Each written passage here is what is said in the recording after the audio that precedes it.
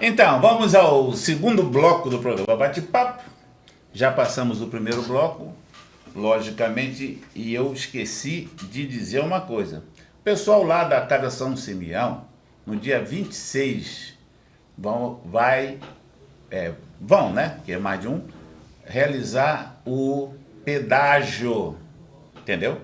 Então, o que eles estão pedindo? Eles estão pedindo o seguinte, anota aí, 98805-5637.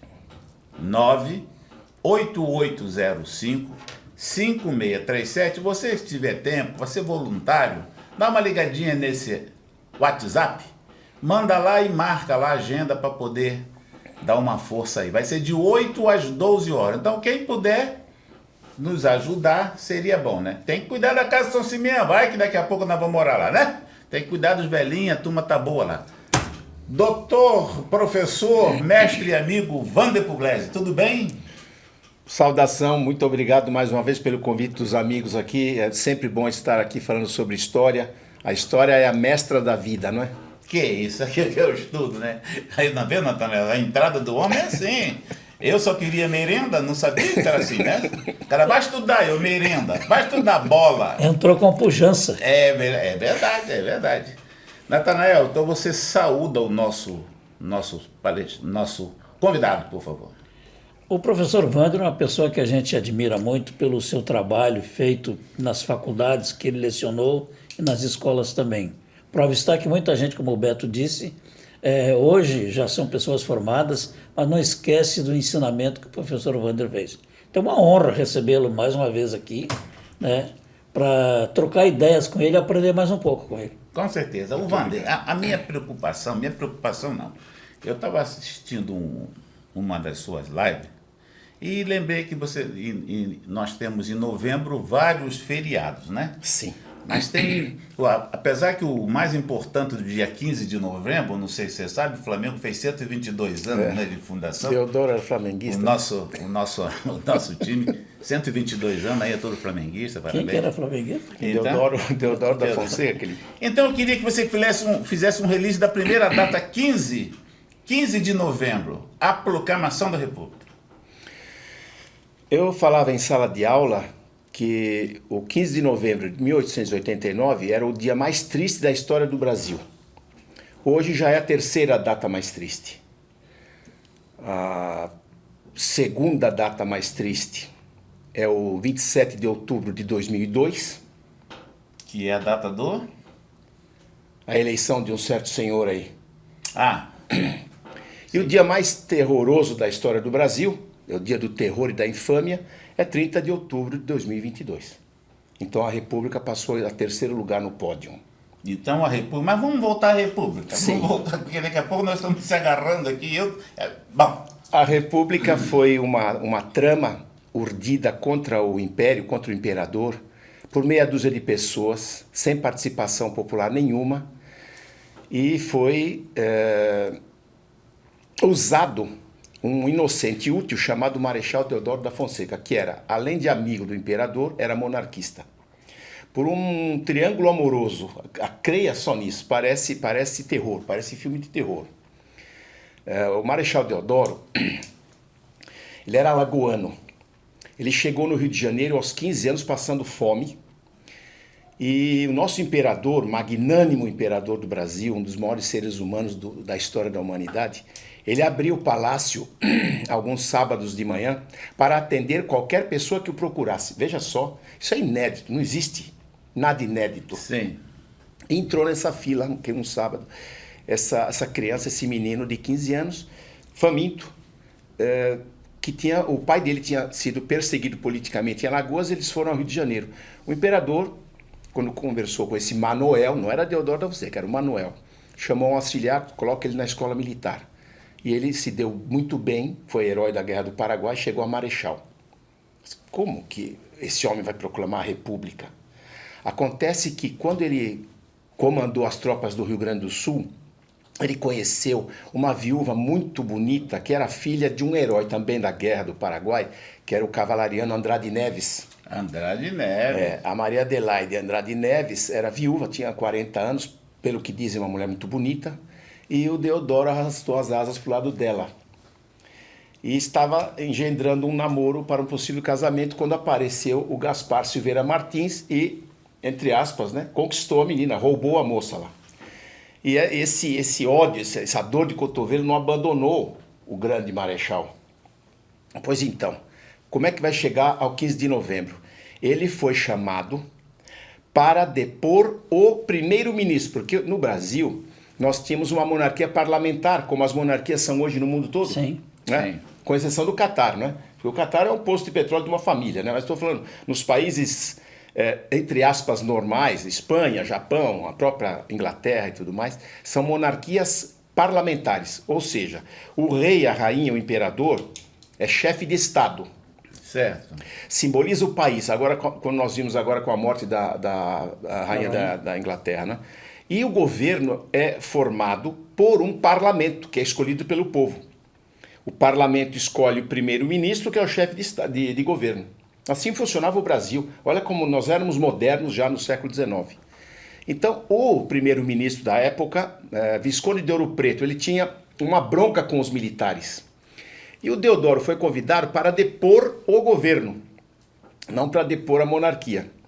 Sai lá o Deodoro com 40 graus de febre, estava doente, estava com gripe provavelmente, fardou-se, pegou uma tropa, colocou-se na frente do palácio do governo e apeou do cavalo, desembaiou a espada, subiu as escadarias gritando: "Salve o imperador, viva a monarquia brasileira".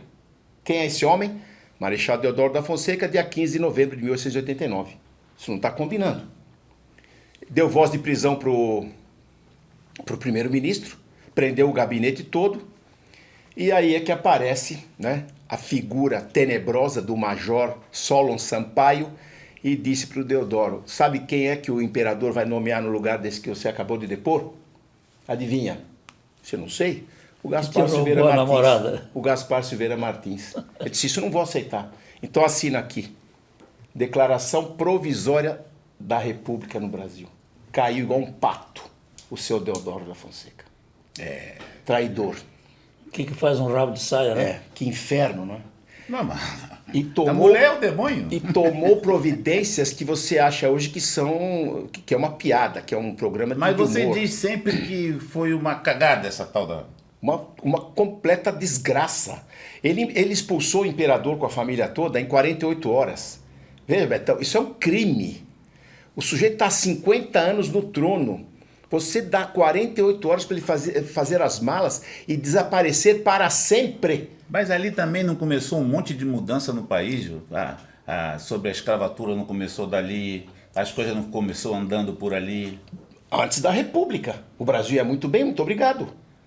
Quem acabou com a escravidão foi a filha do imperador, a princesa Isabel. Ele estava viajando, o imperador estava viajando, e ela tirou da gaveta, veja só, já havia o Pachecão, o Rodrigo Maia, lembra? Era o Rodrigo Maia, né? Que engavetava tudo, né? Rodrigo Maia é esse vagabundo que estava aí, não está mais. Engaveta tudo no Congresso. Sim.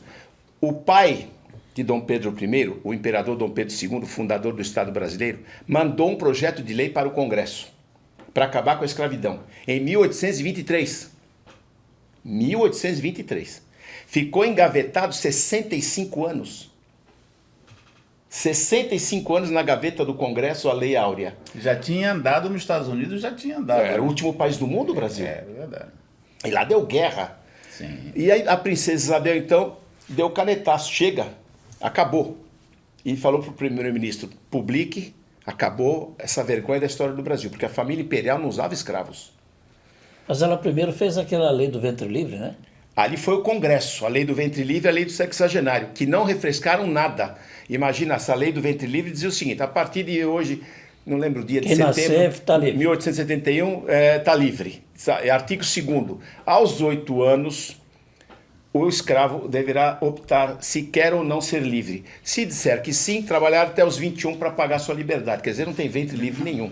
Assim, mas que patifaria é essa? Foi feito por donos de escravos, os deputados e senadores. Então, quando ela deu o canetaço, o primeiro-ministro disse: a senhora está pronta para perder o trono? E realmente, a Lei Áurea custou o trono para a família imperial. Sim. Sabe por quê? Também por quê? porque ela tinha como projeto indenizar os escravos, como se fosse um FGTS. Olha o tamanho dessa mulher, olha o tamanho dessa família. E, na verdade, os fazendeiros é que queriam ser indenizados. Porque o que acontece dia 13 de maio de 1888? Todo mundo acabou a escravidão. Não, não acabou a escravidão. Escravidão tem até hoje aí fora. Mas escassou a mão de obra daí? Não, acabou o valor de mercado de um ser humano. O negro deixou de ser mercadoria, ele passou a ser um homem livre, uma mulher livre. Só isso que aconteceu.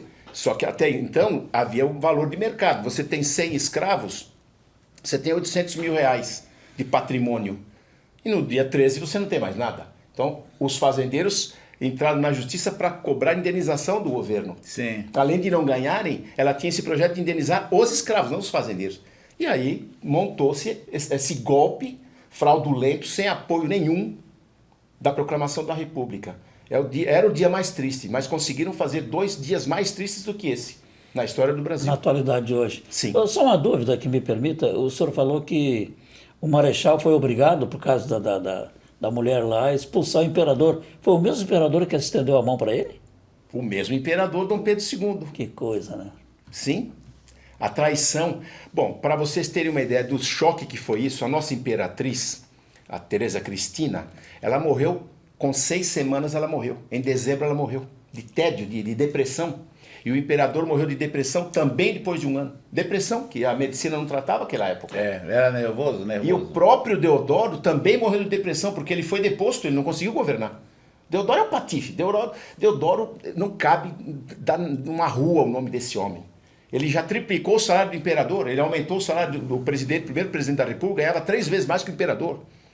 E não conseguiu governar. E ele foi expulso e voltou para casa e morreu também de arrependimento. Arrependimento mata, né? Remorso, né? É verdade. Mas na realidade, tudo acontece, só vai mudando o tempo, né? É. Só vai mudando, mas tudo se repete. A pequenez humana é norma. Faz só como 300 diz mil aquele anos. alemão lá de Pomerode, já tinha chacoara desde aquele tempo. Chacoara. Então, depois dessa piada inteligentíssima e nova do Natanael, nós já voltaremos com o 3º bloco do programa Bate-Papo.